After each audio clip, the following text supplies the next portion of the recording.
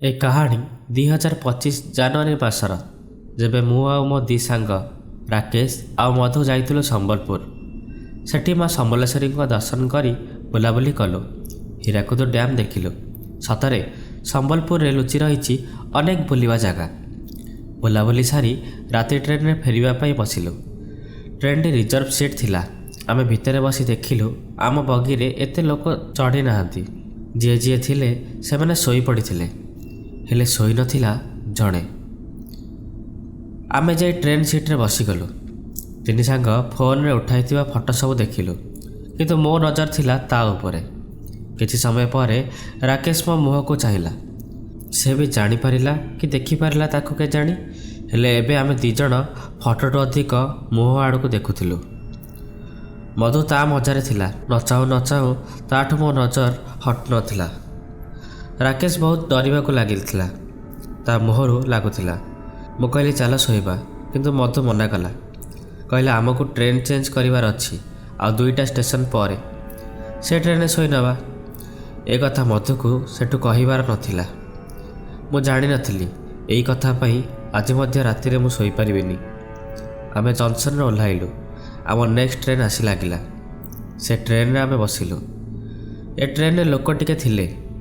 ଆମେ ଟ୍ରେନ୍ ସିଟ୍ରେ ବି ଜଣେ ବୁଢ଼ା ଲୋକ ଥିଲେ। କାହାକୁ ପାଖରେ ଦେଖିକି ବହୁତ ଶାନ୍ତ ଲାଗିଲା।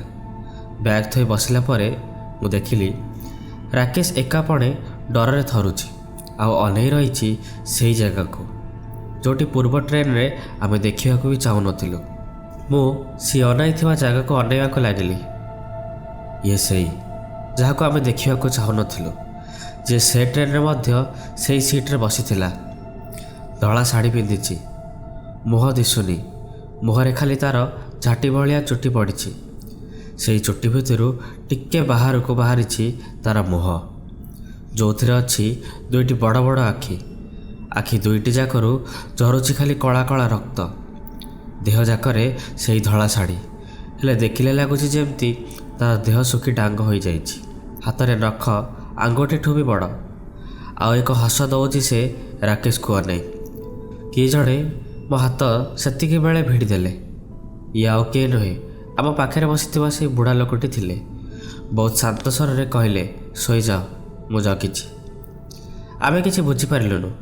ଦେଖିଲୁ ମଧୁ ସେଠି ଶୋଇପଡ଼ିଲାଣି। ମୋତେ ଆଉ ରାକେଶକୁ ମୁହଁରେ ନିଦ ଉଡ଼ିଯାଇଥିଲା।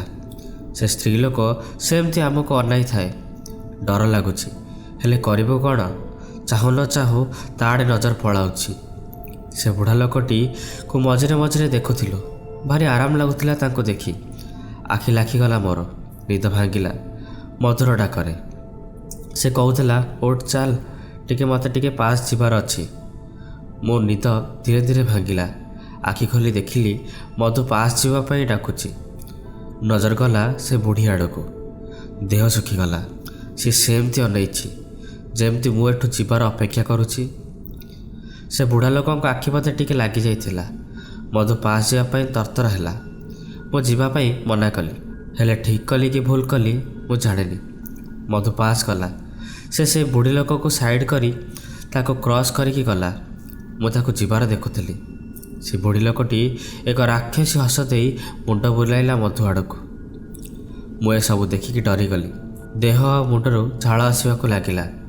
ବହୁତ ସମୟ ଯାଏ ମଧୁ ଆସିଲାନି। ଆଉ 2ଟା ଷ୍ଟେସନ ଗଲେ ଆମ ଘର ହେବାର ଥିଲା। ମଧୁ ଆସିଲା। ମୁଁ ଆଉ ରାକେଶ ବାହାରି ପଡ଼ିଲୁ। ସେ ବୁଢ଼ା ଲୋକ ମଧ୍ୟ ଆମ ସହ ଯିବାକୁ ବାହାରିଲେ। ସେ ବୁଢ଼ା ଲୋକ କାହିଁକି ଜାଣି ଭାରି ନିଜର ଲାଗୁଥିଲେ, ଆଉ ତାଙ୍କ ପାଖରେ ରିଲାକ୍ସ ଲାଗୁଥିଲା। ରାତି 4ରେ ଆମେ ଟ୍ରେନ୍ରୁ ଓହ୍ଲାଇଲୁ। ଆମେ ଟ୍ରେନ୍ ଓହ୍ଲାଇବା ପରେ ଆମ ପଛରେ ପଛରେ ସେ ବୁଢ଼ା ଲୋକ ଆସିଲେ। ଆମେ ଆରାମରେ ଯାଉଥିଲୁ। ମଧୁର କ'ଣ ହେଲା କେଜାଣି ସେ ପଛକୁ ବୋଲି ସେ ବୁଢ଼ା ଲୋକକୁ କହିଲା, ଆମ ପଛରେ କାହିଁ ଆସୁଛ? ନିଜ ବାଟରେ ପଳା, ଆମେ ପଳେଇବୁ। ମଧୁ ବହୁତ ରାଗିକି କହିଲା। ମଧୁ ଏମିତି ପିଲା ନଥିଲା, ବହୁତ ହସଖୁସିଆ ପିଲା ଥିଲା, ହେଲେ ଟ୍ରେନ୍ରୁ ଆସିବା ପରେ ସେମିତି ବ୍ୟବହାର କରୁଥିଲା। ସେ ବୁଢ଼ା ଲୋକ କିଛି ବାଟ ଆସିବା ପରେ କୁଆଡ଼େ ଚାଲିଗଲେ। ଆଉ କିଛି ବାଟ ପରେ ଆମ ଗାଁ ପଡ଼ିବ। ଆମେ ଯାଉଥାଉ ରାକେଶ ଆଉ ମୁଁ କଥା ହେଉଥିଲୁ। ମଧୁ ଚୁପ୍ ଥିଲା, ସେ ଗୁମ୍ ଥିଲା। ଆମେ କିଛି ଭାବିଲୁନି।